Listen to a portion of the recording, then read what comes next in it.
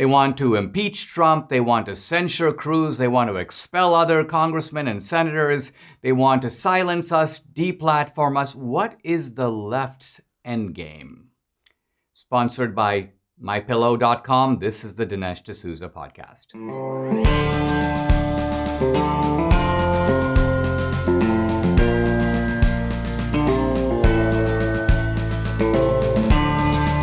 America needs this voice.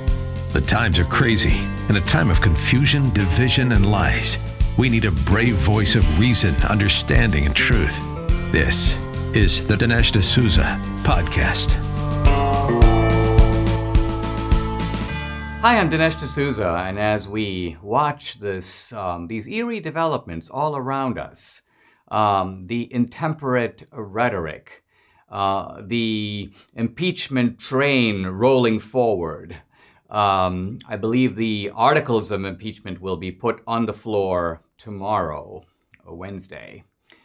As we see the digital deplatforming begin to widen its scope, people being constantly hounded and censured for what they believe and what they think and what they say. Where is this really headed? Where is it all going? What's the left trying to accomplish here? Are they trying to accomplish the end of America? Well, how does that make any sense? Because it's their America too. They're going to have to live in it. So if they knock the place down, it's going to be a bad place, presumably, for them to live in, right? It seems to me that one way to think about this is that what they want is not so much to end America, but to end American exceptionalism. Now, American exceptionalism is a scholar's term to describe what makes America different, what makes America unique. And I think if we look around and see a lot of the bad stuff going on around us, we can see that this bad stuff, although surprising to us, is not surprising to people around the world. The idea that if you have the wrong set of political beliefs, you can be beaten up for it, that happens elsewhere. In my home country of India, there are certain things you can't say about the government. Somebody will beat you up. So Indians look at this and they go, yeah, that's kind of, we recognize that. So American exceptionalism is that it doesn't happen here. And American exceptionalism is also why I came to this country. I grew up in a country, a socialist country, and the left today likes to say, well, you know, we don't support the old authoritarian types of socialism. We want democratic socialism. Well, India had democratic socialism. And I was only a kid as I experienced it. I experienced it in terms of material scarcity. My family had this ration card in which my mom could only buy so much rice and sugar and cooking oil. But I think the thing that struck me even more than that was that for me, socialism was embodied in corruption that was sort of endemic in Indian life. You couldn't do anything, certainly nothing with the government, without having to make a deal, pay someone under the table, or you had to know someone who knew someone who knew someone else. It was in that sense not a country based upon fair rules, certainly not equal rights or equal rules applying to everybody. No. Now, when I came to America, what struck me most was not just the abundance of American life, but was certain little things about America that made me go, and I didn't know I was discovering American exceptionalism. My mom came to visit some years later, and she discovered it too. We were traveling down, I think it was Highway 1 in California, and she saw a sign on the highway that said, "Adopt a highway." My mom goes, "What is that?" And at that time, I was a little acclimated. I go, "Well, Mom, it's adopt a highway." She goes, "Adopt a highway? Who adopts a highway?" I mean, no one in India would think of adopting a highway. And I explained to her it was the Rotary Club or some civic group doing this. And I remember her scratching her head. She was really puzzled because, in a sense, she realized that it's only in America that people take this kind of civic responsibility. That's a small example of American exceptionalism. I think the left wants to end that. They don't like it. They've never liked it. To them, America is not exceptionally good. If there is American exceptionalism, America is exceptionally evil. America is exceptional because it has done the most to harm the world. It had one of the most extensive slave systems in the world. It exterminated the native Indians. It's spreading its pollution throughout the world in the form of neocolonialism and so on.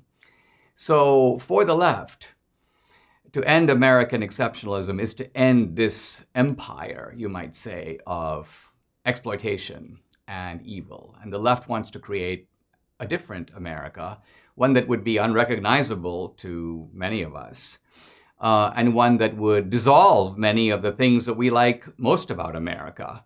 The opportunity for a guy like me, who came to America with $500 in my pocket, to not only make a better life for myself, but to also be the architect of my own destiny, to be in the driver's seat of my own life. I mean, look at what I've done with my life. I've been an author, I've been a think tank, a scholar, I've been a campus speaker, I've been a movie maker with a feature film, Infidel, out in the theater and now available for you to watch at home. I have lived the American dream, and no other country in that sense has this kind of a dream. I mean, the Indians, there's no Indian dream. There's no Chinese dream. The French may have a dream, but I don't really think we want to know what it is. And it will be very sad if this America goes down the tubes. Now, we like to think that we can save this America, and we still speak in some ways of a national unity that I think deep down we know is dissolving before our eyes. Take, for example, the national anthem. We talk about America's national anthem. It's our anthem. But is it really? Do we even have a national anthem anymore? When at major sports games, the national anthem, which was part of the ritual of the game, is now suspended. The players are taking a knee. A whole group of people in this country don't like the anthem. They don't want to sing it. We can't really make them. We talk about the American flag. It's our flag. Well, it is, but don't we really mean that today it is our flag, meaning it's the flag of conservatives, it's the flag of Republicans? If you drove by a home right before the election and you saw a big American flag, couldn't you make a reliable prediction of who that family was going to be voting for, or at least who the guy that put that flag out there is going to be voting for? The point I'm trying to make is it's become, in a sense, our flag. I'm not even sure it's their flag anymore. Which is to say that even some of the basic sort of symbols of America, and these aren't just symbols in and of themselves, they stand for things. So even the things that the flag stood for, the idea that America should be strong, America should be prosperous, America should be an example to the world would be a better place if it became more like America. All of this that goes with those ideas of American exceptionalism, those real things are being, I think, pulled down along with the symbols of America. And that leaves us with a little bit of a startling realization that if we're going to save American exceptionalism, we, literally we, have to save it. How we do that is going to be one of the big subjects of this podcast, and especially how we do that in the face of opposition, in the face of political domination on the other side, in the face of a kind of monoculture, an alliance between tech companies and corporations and the media to go after us. Can we survive? Can we thrive? I believe we can, but we've got to keep our heads on straight. We've got to be creative. We've got to be tough. And we've got to do things a little differently than we have in the past. I'll be right back.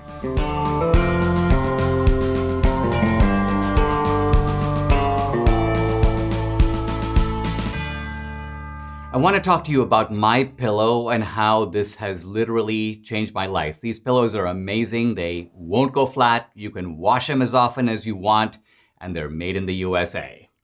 Now, for a limited time, Mike Lindell, the CEO of MyPillow, is offering his premium MyPillows for his lowest price ever. You can get a queen-size pillow for $29.98. It's normally $69.98. That's a $40 savings. Kings are only $5 more. Go to mypillow.com and click on the radio listeners square and use promo code Dinesh. You'll also get deep discounts on all MyPillow products, including the Giza Dream Bed Sheets, the MyPillow Mattress Topper, and MyPillow Towel Set. So call 800-876-0227 and use promo code Dinesh. So the impeachment train rolls on, and its destination, I think, is to block the Trump train. But is that the end of it? What are they after? Are they trying to just oust Trump? Are they trying to just disgrace him? Are they trying to prevent him from running again? Are they trying to lock him up? I gotta say, I feel really bad for this guy. He has been treated worse than just about anyone I can think of, certainly anyone in the mainstream of American politics.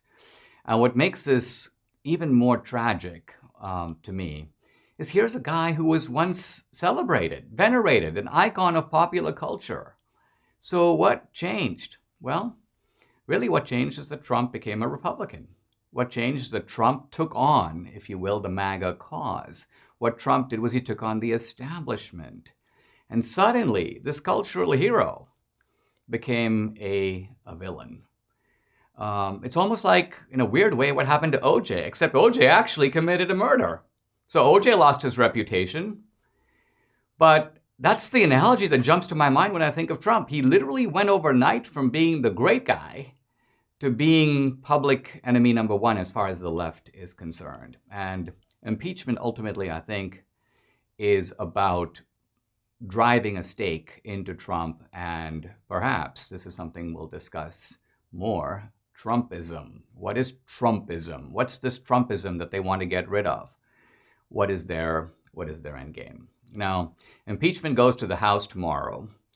The last time we had impeachment, the Republicans held together as a bunch. The Democrats got no Republican votes. I think this time they will get some Republican votes. How many is unclear. It looks like they've got confirmed just one, Adam Kinzinger, a guy who has discovered the virtues of playing, you may say, to the liberal gallery.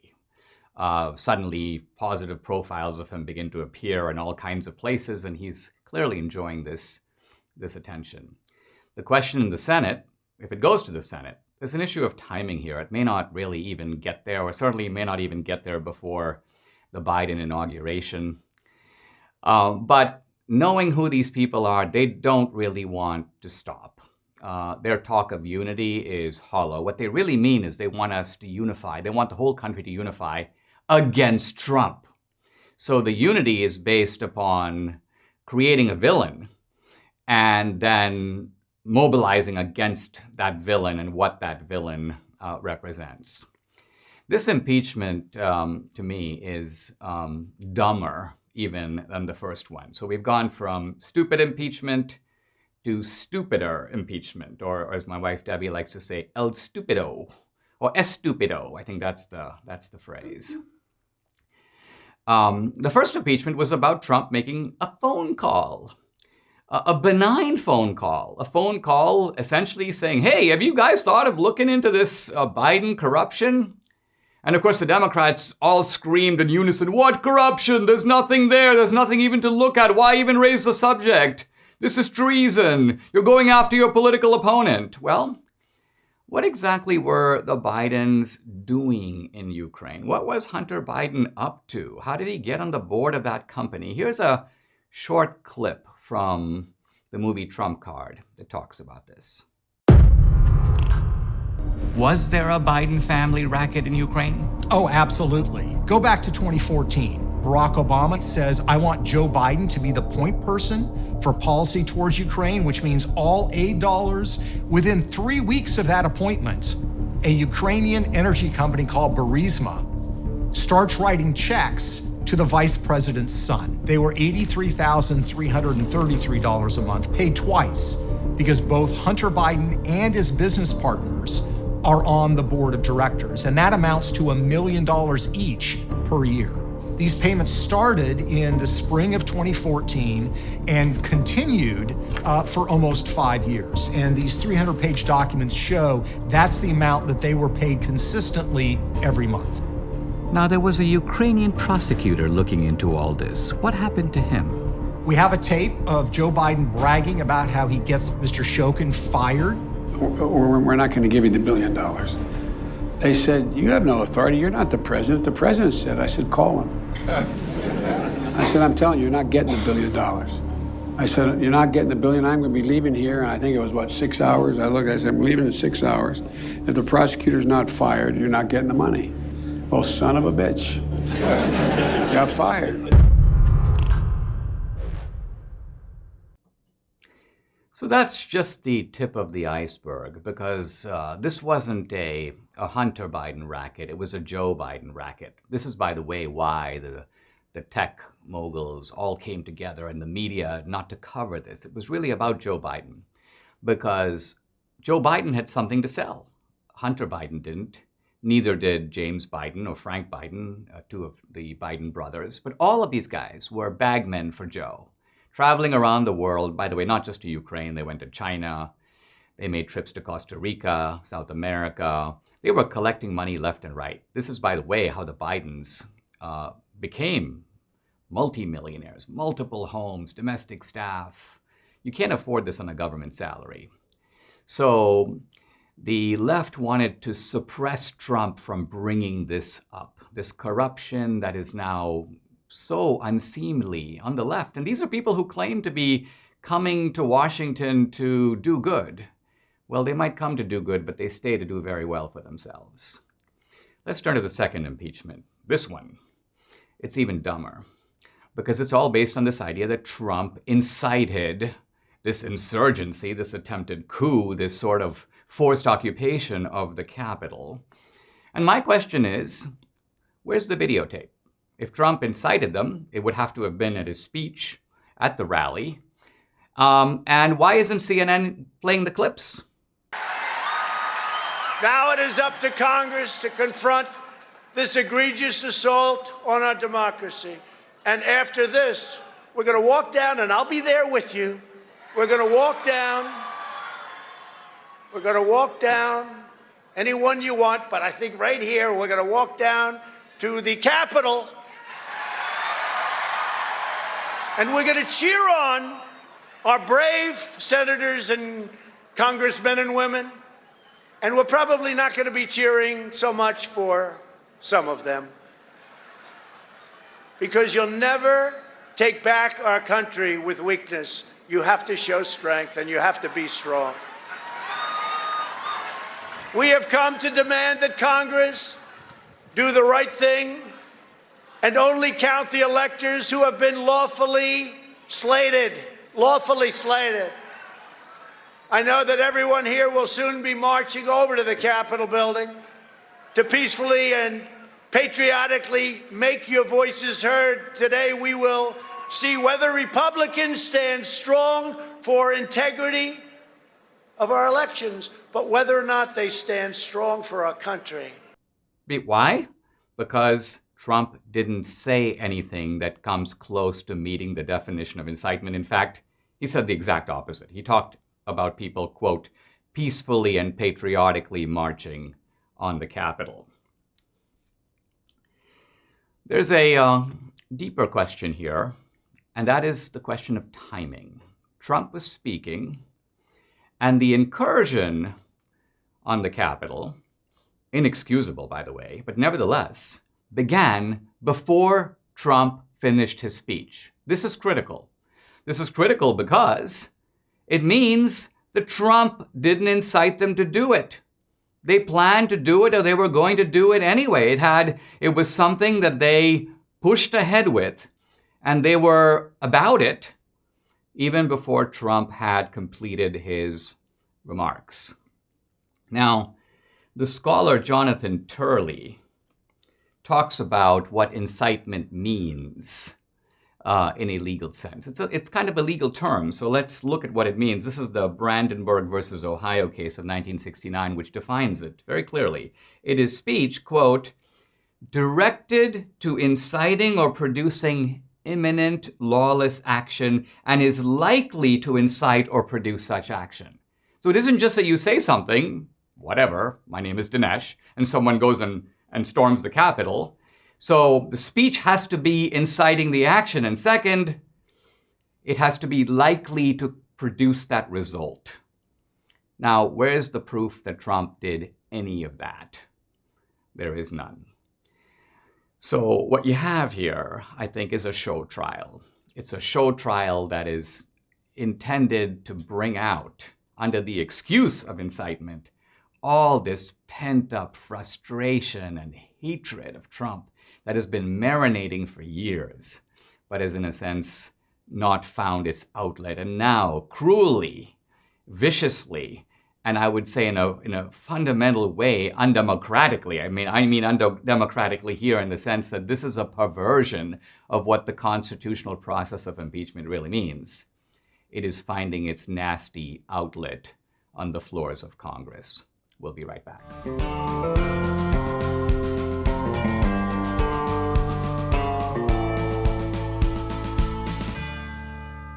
Some of the loudest, most strident voices calling for impeachment come, oddly enough, not from the Democrats. They come from the so-called never-Trumpers. And here I think of people like Ramesh Ponnuru of the National Review or Bill Kristol. So here's Ramesh with an article called Impeach, Convict, and Disqualify. Very imperious tone. And he sort of begins by saying the question that should command congressional attention now is not whether Trump is guilty of criminal incitement in a way that would satisfy a court. And then he goes on to say that Trump's post-election campaign of conspiracy, theorizing, misinformation, and urging states to overturn the results satisfies Madison's definition of perfidy. This is Ramesh Ponnuru, graduate of Princeton, a guy who came to Washington, D.C. to make a big career. At one time, he actually said to me something like, I want to be the next Dinesh D'Souza, Asian Indian Ramesh. His name even rhymes with Dinesh. I think at one point, Ramesh was in a meeting with George W. Bush, and Bush called him Dinesh. I mean, this was crushing to his ego. But in any event, Ramesh hasn't done much since. He wrote a book on abortion called Party of Death that sunk like a stone. And many of these guys have been essentially academic failures and failures in their career. And never-Trumpism is a way for them to revive their careers. And this is why they talk such abject rubbish, because it's not rubbish, it's playing to an audience. Let me talk for a little bit about Bill Kristol. Here is a tweet. Bill Kristol is known for his sort of Solomonic tweets, and here's his latest one. He talks about, after the assault on the Capitol, I'm not quoting him, we're underestimating the threat of further violence. As if he knows. Republicans aren't rejecting Trumpism root and branch. Root and branch. What does he want to do, arrest all the 75 million people who voted for Trump? Root and branch. Conservatives aren't engaged in serious rethinking. Yes, but you are, Bill. Some Democrats lack a real sense of urgency. I am alarmed. So what he's basically saying is the Democrats are not being tough enough. They need to be more severe, more Robespierrean. What do you want, guillotines, Bill? So let's back up and look at these guys, because we need to get a good grip on who these people are. These are not conservatives who are loyal to Reagan and worried about the fact that conservatism has lost its way. None of that. There are people like that, but it's not these guys. I knew Bill Kristol pretty well. I've written for his magazine, The Weekly Standard, before The Weekly Standard, like Ramesh's book, sunk like a stone. Bill Kristol's parents were Irving Kristol and Gertrude Himmelfarb, two great people, great scholars and wonderful human beings. Irving Kristol was genuinely one of my mentors. And I loved his ability to produce an aphorism. He's the one who came up with the idea that a neoconservative is a liberal who has been mugged by reality. Irving Kristol is also the author of the great line that Jews are the only people who earn like Episcopalians and vote like Puerto Ricans. Now, that's no longer true, by the way. There are many people today who earn like Episcopalians and vote like Puerto Ricans, but it was true in the 80s and 90s when Irving came up with that. And his wife, B. Himmelfarb, wrote marvelous books about the Victorian era, the idea of poverty, for example, one of my favorites, Marriage and Morals Among the Victorians, a wonderful book about how America was even then forking into two cultures. And the fact that I can name these books even after the parents are dead tells me something. Bill Kristol may have written a book, but no one knows what it is, because he certainly hasn't written an important or influential book, nor has he really written important or influential articles. So we have an issue here. It's an issue not limited to politics. It's not limited to conservatism, of what happens when very talented parents produce a very untalented son. I mean, this is an historical problem. What would happen, for example, in the monarchies of Europe when a competent king had an incompetent heir? This is what Shakespeare's histories are all about. And even in our own time, there are competent people who have incompetent or useless children. The example that comes most quickly to mind is Reagan. Look at Ron Reagan. Years ago, I saw him at a radio station, and I'd never met the guy before. I went up to him, and just to be nice, I said, "Hey, I wrote a book about your dad, just talking about how an ordinary man became an extraordinary leader, the title of my book on Reagan." And he looked at me as if, "Why are you telling me this? Who cares?"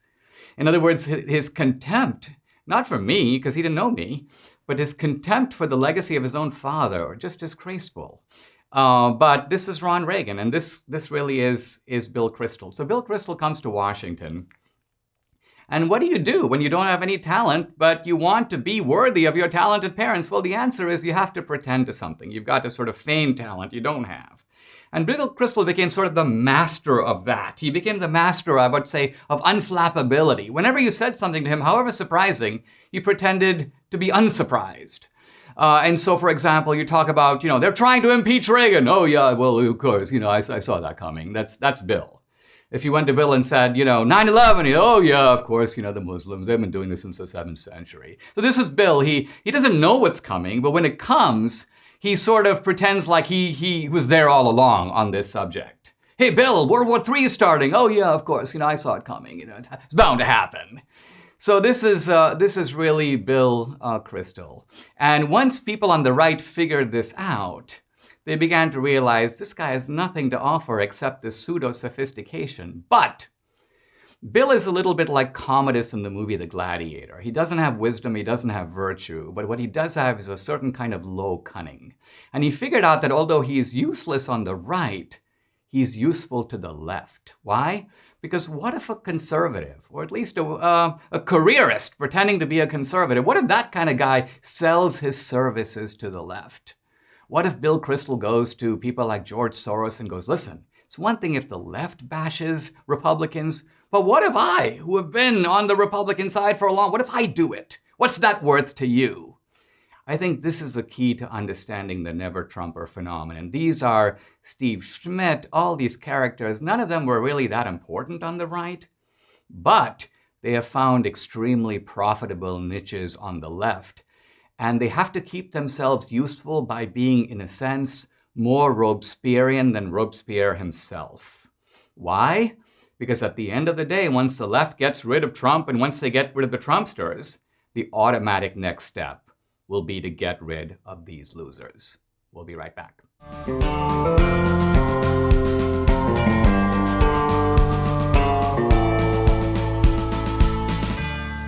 I want to talk to you about My Pillow, this amazing pillow that is going to make you sleep like you've never slept before. These pillows are fantastic. They won't go flat. You can wash and dry them anytime you want. They're all made in the USA. Now, normally these pillows, $69.98, but you can get a queen size premium My Pillow for $29.98. That's $40 off. King size pillows are only $5 more. Go to mypillow.com, click on the radio listeners square, and use promo code Dinesh. You can also get deep discounts on all My Pillow products, including the Giza Dream bed sheets, the My Pillow mattress topper, and MyPillow towel sets, or call 800-876-0227 and use promo code Dinesh. Now, I've been thinking about the loss of life in DC, and I've been thinking particularly about the poor woman, Ashley Babbitt, who was shot in the neck. The shooting seems really inexcusable because she was unarmed. She wasn't threatening the police. She was pushing her way through a door that, by the way, she didn't break the glass, someone else did, but she was the first one apparently trying to get in.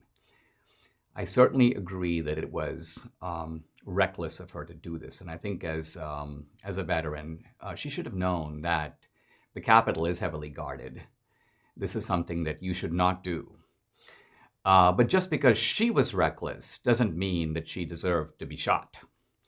And so this is a very sad episode, and it's kind of interesting how the left is almost taking a relish in this. They're showing certainly no regret over this loss of life. No sense that this perhaps could have been avoided. And the sickening contrast with the way that the left took all these characters, people with long criminal rap sheets, and Blake and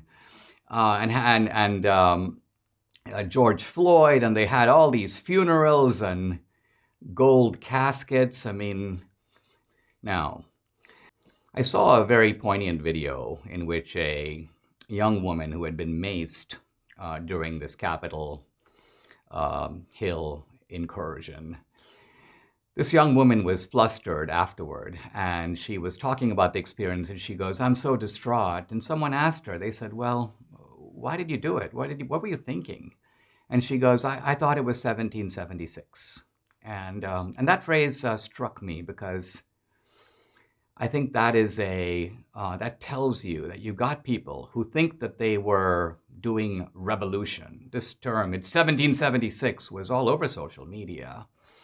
But I think it reflects a little moral unseriousness because it reflects, in a sense, no understanding of what 1776 was all about.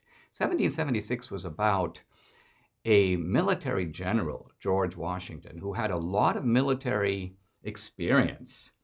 He had been an officer for the British against the French in the Ohio Valley. His party had been ambushed. He had crossed freezing rivers. He had been an aide to General Braddock to expel the French from the Ohio Valley. And the American militias were fighting a ragtag war against the British, but it was a ragtag war with a very kind of deep insight behind it. And the deep insight was that the British are not fighting on their home ground. We Americans are. So the British are not going to fight us, the Americans, the way they fought Napoleon. To us, it's going to be a nuisance. Is it really worth it? And so even a force that is inferior to the British can defeat the British, the same way that the Vietnamese defeated America 2 centuries later. The Vietnamese won not because America couldn't beat them, but it wasn't ultimately worth it for us to expend so many lives and treasure to do it. We decided it's better to get out. And the British exited America for the same reason.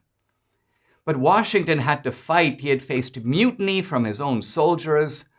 He faced very difficult massacres. The French had great victories in New York. They occupied Philadelphia, the home of the Continental Congress. And it was only in 1781 that the battle turned, when Washington helped crucially with reinforcements from the French, was able to defeat a British force. By the way, a numerically inferior British force at that point. And the British Parliament, which was always divided about the war, ultimately decided, that's it, we're out of here. That was 1776. That was a war. It took 5 years. It took guerrilla warfare and military strategy. So there's something a little bit unserious in people thinking, I can waltz into the Capitol. I'm a 21st century revolutionary. Revolutions are not for fun. A revolution is a very serious matter, and I think in some ways it does injustice to the American Revolution to irresponsibly invoke it for an expedition that is nothing more than playing at Revolution. We'll be right back. Honey, I cannot believe you said that. It's super funny. And it's not, it's...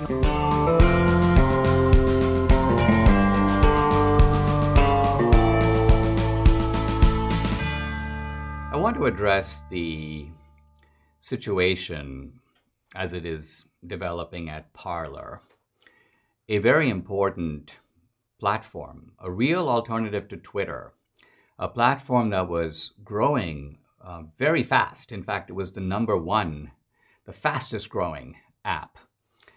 And precisely for that reason, not for its failure, but because of its success, you had three tech giants, Google, Apple, and Amazon, gang up, you may say collude, in a coordinated attack on Parler of a kind that I think we have never seen on a company. The attack was entirely ideological because while the pretext is Parler encourages violence, the kind of violence that led to the takeover of the Capitol, first of all, no case was ever made that this assault on the Capitol, this Capitol takeover, was plotted on Parler. No one's even alleged that. Essentially, Amazon supplied Parler with, here are some incendiary statements made on Parler. By the way, you could find 10 times as many incendiary statements from the left on Twitter. Nothing happens. In fact, Jack Dorsey of Twitter gave millions of dollars to Colin Kaepernick after Kaepernick himself made incendiary statements, which were shortly after that succeeded by all kinds of violence, by BLM, Antifa, and other groups sort of taking up this cause, and you may say going to town with it. So Parler has been knocked off its pedestal. It's gone dark. You can't get it on the Apple podcast anymore, and even if you have it, as I do, I love Parler, and I've been growing exponentially on Parler. I had been. And so, for example, over a long period of time, I had reached 1.9 million followers on Twitter. By the way, that's dropped to 1.7 million. I don't know if this is a Twitter purge or if people are just so disgusted with Twitter, they're just walking away. But while I was losing ground on Twitter, I was gaining so fast on Parler that I was at 2.6 million. My Parler platform in a few months was bigger than my Twitter, which I'd built over a year. So Parler was a big deal. It is a big deal. And I know it's a big deal because I was talking to some Wall Street money guys, and they were saying, you know, what's this thing about Parler? We keep hearing about Parler. And that means that from a financial point of view, leaving ideology aside, the money men of Washington, of New York, were thinking about Parler as a rising stock, as something that had a lot of promise, looking at it purely from a financial point of view. And so this is why the attack. The attack is partly motivated, I think, economically, to block Parler, to create room for Twitter, but also second, to shut down alternative voices. Now, again, for a while there were some libertarians who said things like, well, Dinesh, stop complaining about censorship on Twitter, on Facebook. It's their platform. They can do whatever they want. Go create your own platform. And so the people at Parler did. And what happened? There's a coordinated attack, an attack that seems to involve state and private entities, because it's being approved and cheered by people in Congress, by Biden people on the left, against Parler. So Parler has filed a massive lawsuit against Amazon. And I hope that this is crushing, because it's not going to be that hard to show that this was a coordinated attack. It's not going to be hard to show the whopping double standards that have driven this. Amazon basically gave Parler 24 hours to produce a plan to block all objectionable content from its site. Just a preposterous resolution, so-called resolution, impossible for anyone to meet. I just saw today that Parler has found a new hosting service. I hope that's true. Epic, a service that is not going to be intimidated, as some others were. If Amazon drops you, we're not sure we can take you. Well, I hope that there's a group of people. I was thinking, you know what? I'm going to try to talk to some people in India. Why? Because there are lots of Indians who love America. There are lots of Indians who love Trump. And there are lots of Indians who are smarter than the yahoos who work at some of these tech companies. And so if you don't want to do it here, and if the left is powerful enough to block every American company from doing it, hey, let's get some Indians in India to do it.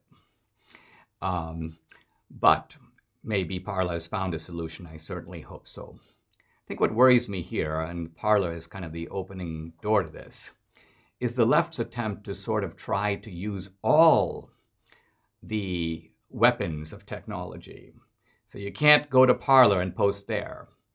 And then you can't do e-banking. And then you can't pay through PayPal. And so to sort of shut down the technology highway and deprive millions of Americans of the use of it, the ability to not only express themselves in terms of free speech, but even navigate in terms of their ordinary lives, paying for stuff, shopping, being able to navigate sites and learn things. They're trying to block that too. So this is a very ominous development. And I think what it tells us, and this is the question I was raising at the beginning of the podcast, what is their end game? Their end game appears to be not just to go after Trump, not just perhaps to jail Trump, but to end Trumpism. And in my closing segment, I'll try to explore what that might mean. We'll be right back.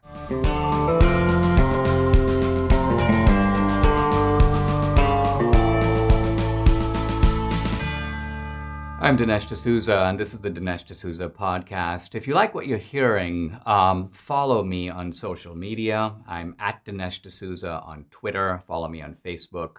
Also subscribe to my channel at Rumble.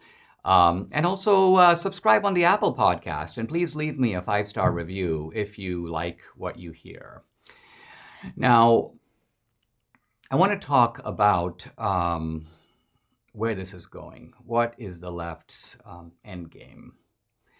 And I think for that, a very instructive guide in helping us think through all this is the English writer George Orwell. My wife, Debbie, has an article about Orwell, it's called Big Tech Brother is Watching. The reference, of course, is to Orwell's Big Brother. And there's an analogy here between Big Brother and Big Tech. Big Tech is, in a sense, playing the role of Big Brother. This is, by the way, on the website called lamerican.com. Terrific article, so take a look. But what I'm getting at here is Orwell is creeping back in a big way into our discourse. And this, of course, raises questions like, what do we mean by Big Brother? What did Orwell mean? In what sense was it true as Orwell projected it? And how is it true today? I want to begin on this podcast to kind of look at Orwell. And I'm doing it in part because I'm seeing these kind of sarcastic jibes on social media. Well, here's one from Jake Tapper. It's very Jake Tapperian. It's almost as if none of these folks have actually read one word of Orwell. Jake Tapper. Now, first of all, I can pretty much bet that Jake Tapper's reading of Orwell is what he read in high school. And I'm sure that when Tapper thinks of Orwell today, he thinks, oh, I'm Winston. I'm the one being persecuted by Trump. Trump is Big Brother. Trump's the dictator. This would be the kind of reasoning you'd expect from Tapper. Of course, you could then probe that by saying, really, Jake, has Trump taken you off the air? Has Trump put you in the torture chamber, room 101? Remember that one? Has Trump found out the things you hate like rats and put rats on your face? No, none of that, really. In fact, you've been free for the last 4 years to bash Trump without respite. Does that sound very dictatorial to you? So I actually tweeted out to Jake. I go, hey, Jake, listen, I took a course on Orwell at our mutual alma mater, Dartmouth. I've read every book of Orwell's, not just, of course, 1984, but all the earlier ones. Orwell is a very interesting figure. In his early books, Down and Out in Paris and London, which just a very vivid picture of poverty in the British sort of underclass, as we call it now. Orwell himself worked menial jobs, so he knew what he was talking about. He has a great scene in Down and Out in Paris and London where he's walking outside a store window, and he looks in and he goes, I saw this homeless guy. And he goes, and I realized with some shock that it was me. Orwell had become so dirty, so disheveled that he didn't recognize himself in the window. Later, Orwell wrote a book called Keep the Aspidistra Flying. The aspidistra here refers to a plant in a window. It's a symbol for sort of lower middle class values. And Orwell's point is that these lower middle class values, although they may seem corny, old-fashioned, simple, things like tell the truth, be reliable, keep your word, these are what keep society together. These are what makes civilization go on the ground level, the bread and butter, you might say, of civilization. And then Homage to Catalonia, where Orwell fought on the rebel side of the Spanish Civil War against Franco's generals, a great work. Orwell's essay on politics and language, well worth reading, and we'll probably read it at some point in this podcast. Of course, Animal Farm, and then 1984. So I'd like to begin close readings of Orwell that I'm going to continue over several podcasts, but I'll begin here with just a little tidbit and leave you with that for this one. This is a scene out of the movie Trump Card, and it is a riveting recreation of a scene from 1984. Watch.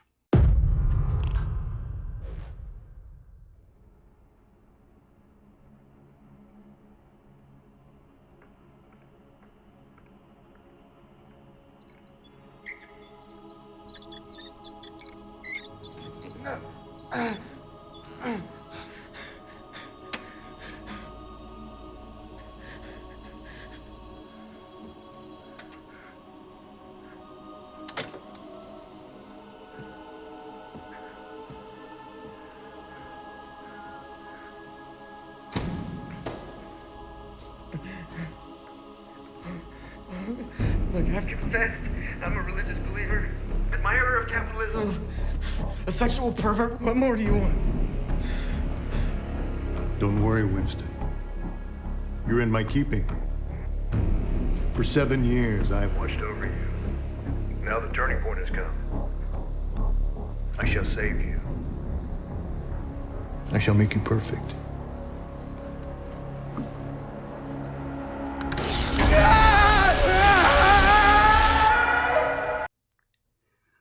Who did that filming? My God, that is good stuff. That guy really knows how to make movies, I gotta tell you. Well, the scene is it's the climax of Orwell. Winston, the protagonist, the guy who has been a rebel against the deep state, against Big Brother. And Big Brother here is this amorphous entity. Nobody knows who it is. I think Orwell didn't even want to pin it down. He implies that it is, in some sense, the state. But he doesn't say if it is the state working with any outside entities. At one point, he refers to the inner party and the outer party. Kind of a useful way to think. You can think of the left in America today as having an inner party, and that is the people in the police agencies of government. And then there's an outer party, which would include people like the media, people who don't seem like they're part of any kind of a party, who seem really clueless on the outside. People like Jim Acosta, sort of overgrown fetus, like, oh, am I a member of a party? No, not really. But he is. Why? Because he marches in lockstep. He's part of the team. He knows it deep down. He plays by the rules. And he tries to profit by those rules. And in this scene, this is the breaking point for Winston, because his interrogator asks him, don't you remember writing in your diary that 2 + 2 = 4? That freedom is the freedom to say that 2 + 2 is 4? And Winston goes, yes. Essentially, Winston had written something to the effect that, look, you can take my freedom, you can lock me up, you can separate me from my family, you can deprive me of food and water, but I will cling to the freedom to say that 2 + 2 is 4. In other words, I will cling to reality. It remains what it is. It can't be changed. At least that one thing is firm. And O'Brien, the interrogator, basically says, well, what if we say it's 5? He's trying to get Winston to admit that 2 + 2 is 5. And Winston won't do it. He refuses. And so what do? They torture him. Sensory deprivation, they lock him up. As I mentioned earlier, he's terrified of rats. And they talk about how there are always secret terrors that prey on our mind. There's a certain wall we create around ourselves. This is the genius of Orwell's writing. We create a wall around ourselves emotionally to protect us from, you can call it almost primordial fears. And in Winston's case, that's it. It's rats eating his eyes and biting his neck. And so that's what they do to him. They bring in the rats, so to speak. And Winston is so terrified, he breaks down completely and he goes, okay, 2 + 2 is 5. I admit it. Can I go now? And of course, the chilling answer is no, Winston, you can't go. Why? Because we're not satisfied. You're only saying that 2 + 2 is 5 because you know that's what we want to hear. You just want the pain to stop. You just want us to pull back on the rats. We demand not merely outward conformity, but inner submission. In other words, we want to destroy your will. We want to destroy your individuality. We want to make you into a worm. We want you to grovel. So this is where Orwell is going. What Orwell is saying is that totalitarian socialism, and Orwell is talking about socialism. It's ironic because Orwell is a man of the left. But Orwell is saying, nevertheless, that socialism is not content with economic confiscation.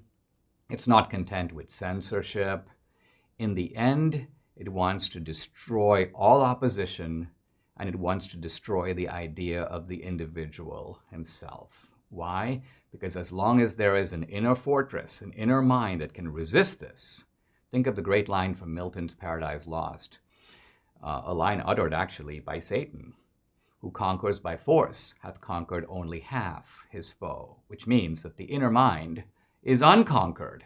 The inner will remains rebellious and free. And for the left and for Orwell, totalitarianism means breaking that last frontier. Is this where the left wants to take us? They deny that they're being Orwellian. Poor Jake Tapper thinks he's Winston, being persecuted in some way. But in reality, it is what the left has been trying for a while. And finally now, they feel like they've got the cultural control, the corporate control, the political control to take their most malevolent wishes and turn them into reality. We're not going to let them, but how? How do we fight them? How do we stop them? These are going to be topics I'm going to be taking up in subsequent podcasts. But for now, thanks for listening. Please follow me on social media, at Dinesh D'Souza on Twitter. Follow me on Facebook, and also subscribe to my channel on Rumble. And go to Apple and like my podcast and rate it. I hope you'll give me a 5-star rating. I hope you'll keep watching. I'll be right back.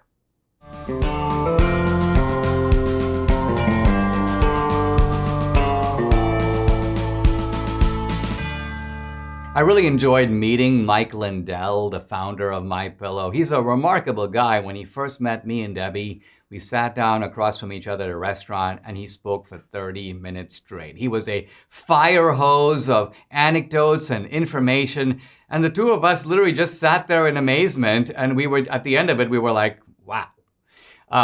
Mike, of course, was telling us everything he wanted us to know. That's just how he is. He's exuberant.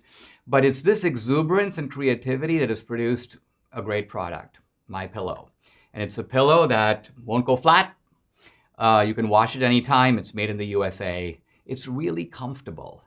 Mike's the kind of guy who doesn't want you to endorse his product if you haven't tried it.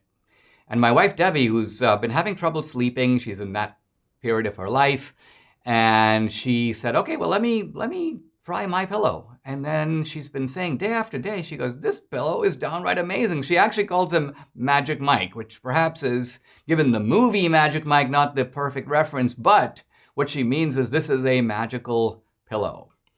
And you can get it queen size for $29.98. It's regularly $69.98. That's $40 off. It's only $5 more for a king size pillow. So just go to mypillow.com, click on Radio Listener Square, and use the promo code Dinesh. You can also get discounts on all MyPillow products, including the Giza Dream bed sheets, the MyPillow mattress topper, and MyPillow towel sets. Or call 800-876-0227 and use promo code Dinesh.